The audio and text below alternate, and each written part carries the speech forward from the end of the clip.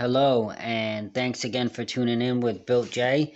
Today we are working on the 2006 Jeep Commander, and we are going to be working on the upper control arm, and I will show you why in just a second.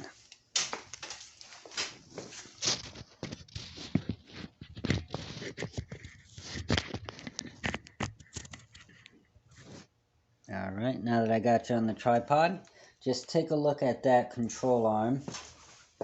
You're going to be looking right here. You can see that the boot is split and the grease is just gone. The problem that I'm having is when I'm driving over 50, 60 miles an hour, I get a clunk and shake at high speeds. Anytime I go over bumps or potholes or anything like that of that nature, I'm getting a clunking every time. And this is why. Take a look here.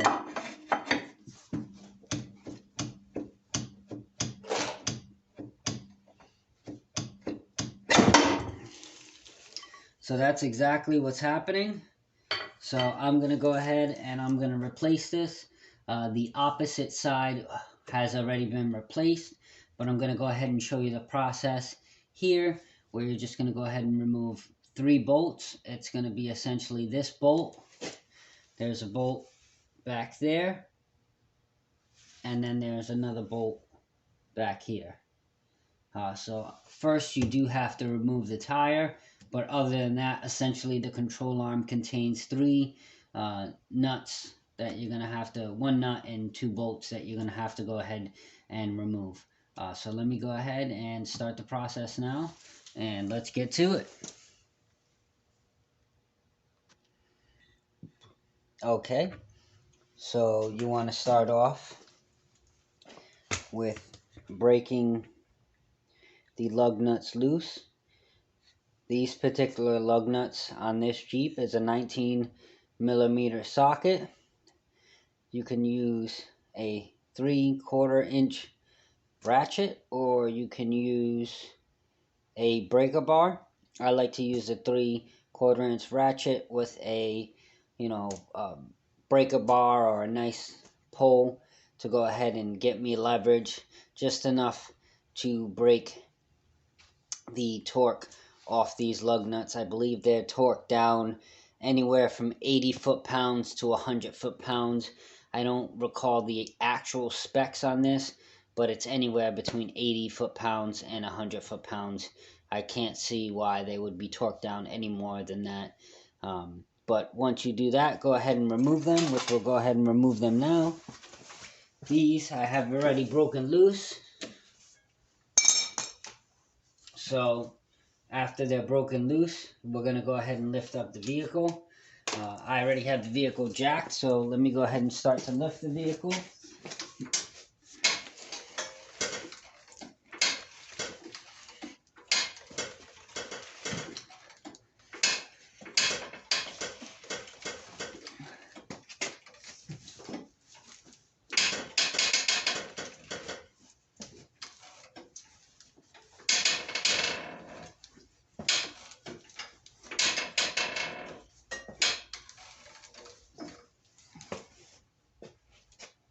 As always, make sure there's a jack stand underneath the vehicle.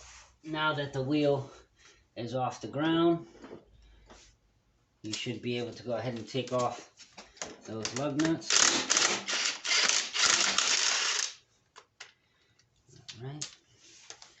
And it's common for Jeep, Chrysler, and even Ford lug nuts to be swollen, as mine's are.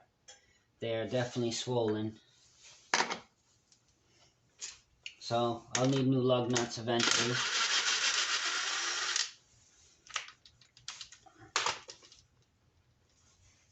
But that's common on these American vehicles.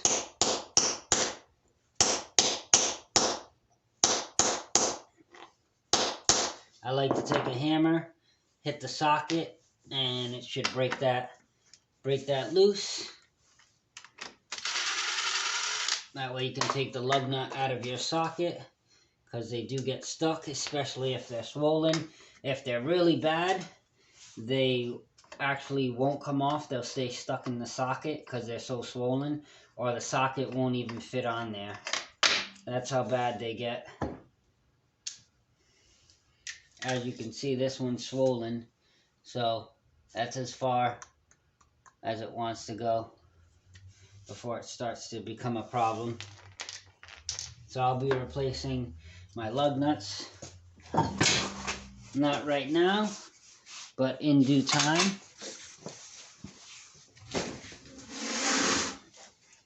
Go ahead and place that tire underneath the vehicle, and we're going to make our way over here. So now that we have the tire off, now we can focus on this upper control arm up here. And we're going to start with that cotter pin and that nut. Alright. So we'll take our pliers, or should I say our cutters, bend that out. If you need to reuse it, good luck, because these usually break. There's really no point in reusing them. I like to keep a bunch of spares around. They sell them individually. But go ahead and remove that. If you can't remove it and it breaks, just cut it and take it out any way possible. Because like I said, normally 9 times out of 10, you're not going to be able to reuse these anyways. So just go back and forth.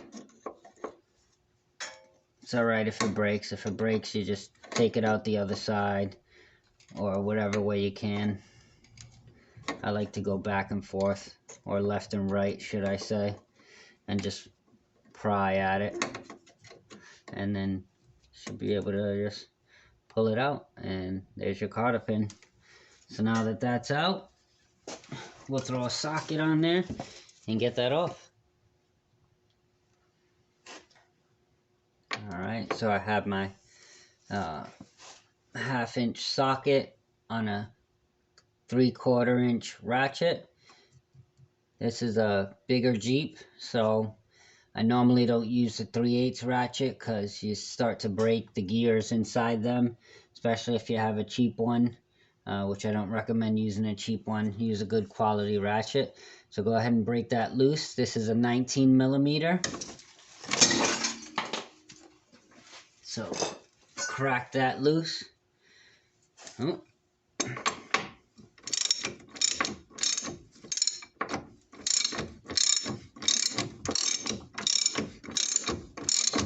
You'll start to see it separate from the knuckle.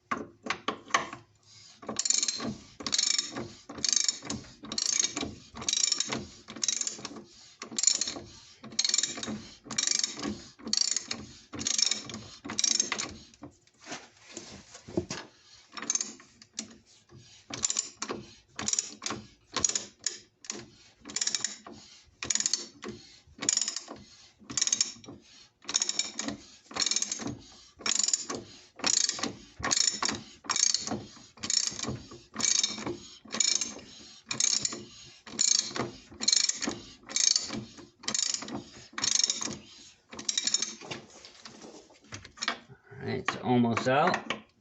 Sometimes, if it doesn't separate as you loosen it, you just smack a hammer right here and it'll come loose.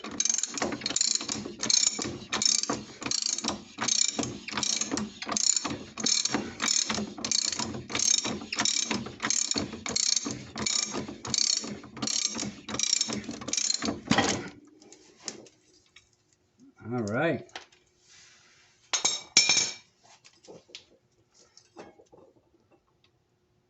There you have it. As you can see, this is completely shot. You see that? Look at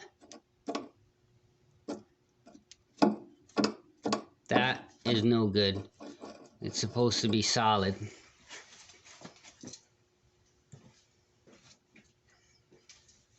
I can demonstrate that with this one right here.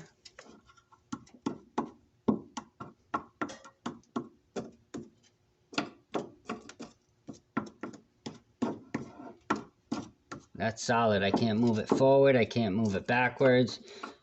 Nothing. That is a bad ball joint. If this was to break on me while driving, the damages would be extensive. The crash would be devastating, and you're not going to be a happy camper. You will be calling a tow truck, and you'll have more damages done to the vehicle if you didn't replace this. Look at this. It even goes up and down. That's no good. This is completely done for. Anytime you see surface rust, you want to hit it with some, I like to use PB Blaster or Blaster. It's good to penetrate rusty bolts and surfaces. So I like to hit it with PB Blaster, so I'll do that now. Hit it around the bolt. Hit it on the inside. All of the contact areas.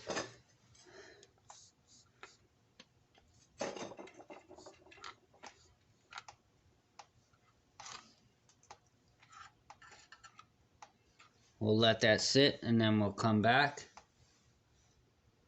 Okay, now that you've let the penetrating oil sit, you want to remove the splash guard.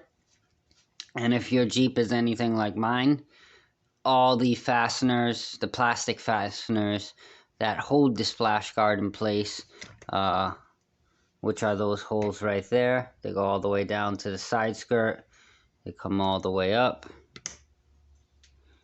all the way around, and down. So you want to take those fasteners out. There's going to be two that sit, one on this side and one on the other side. You can't miss them. Those are the only two that were not broken. So this is the splash guard here for some of you who don't know what I'm talking about. And then when you take that splash guard out, you'll have that plastic looking bag. That's to keep the water out, I'm assuming. So yes, once you take off the fastener, let the penetrating oil sit on those bolts.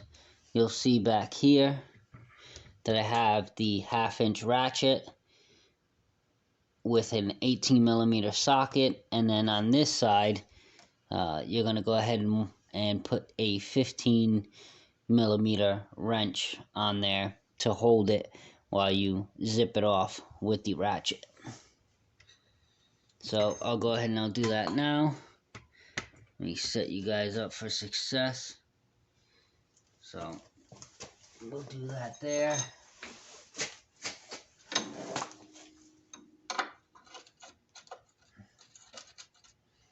Alright, so now that that's in place, now I can,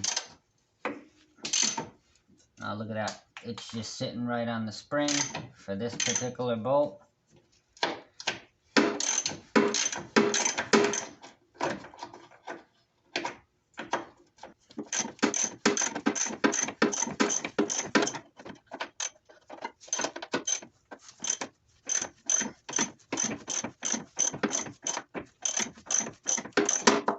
Oops.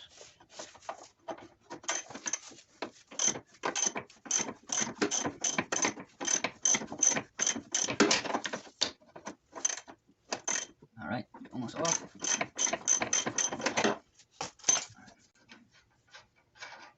Now I can take it off by hand.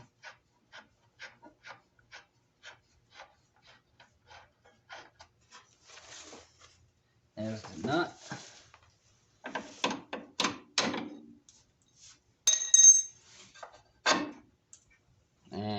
there's the bolt.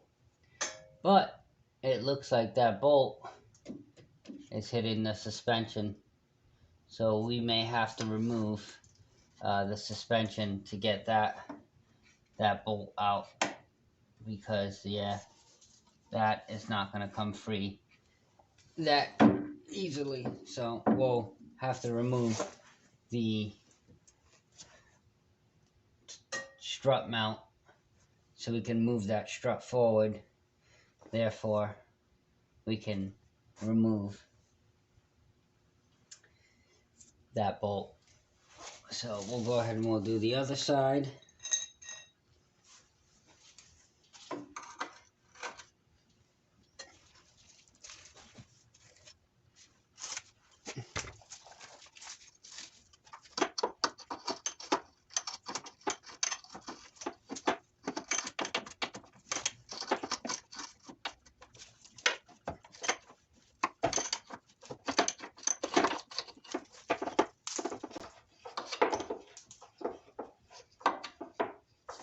If you wanted to gain easier access to it, you can also take out your battery tray.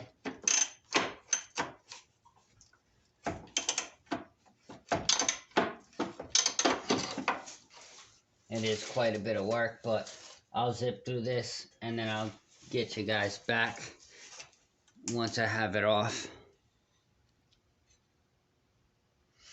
Alright guys, so I got the old one out. There's the new one. It was a lot more labor intensive than I expected it to be. So I have a 3-inch lift kit at the top. I'm pretty sure I could have gotten away with it by dropping the strut. But I can't completely drop the strut and take it out without removing the axle or really prying down on that lower control arm to pop this strut out. But I removed the strut mount all the way at the top. You can see the space up top, and then the strut bolt at the bottom, and moved it closer to the rotor for me to actually remove the old one and wiggle it out. I had to do quite some wiggling to get this side out, the right side, but the left side over here did pop out a lot smoother, actually with no frustration at all. But the right side was quite the challenge. So let me go ahead and fight with getting the new one in, and then I'll get back to it. So I wiggled the bolts back in to the chassis, and it's looking mighty fine. Let me go ahead and put all this strut back together, the bottom strut bolt and the 4 strut mount nuts, and then I will pretty much get this put all back together, and we'll go from there. And there we have it. I tightened up the bolts, not completely, just hand tightened to where they're flush with the chassis. You want to tighten up the bolts when the suspension is at its desired ride height. So I'm going to go ahead and put the tire on, and then I'll go ahead and now actually tighten up the rest of the bolts. So let's go ahead and put that tire on. Boom. There we go. Now that the tire is on, the car is dropped. You can tighten your suspension. I have already done so.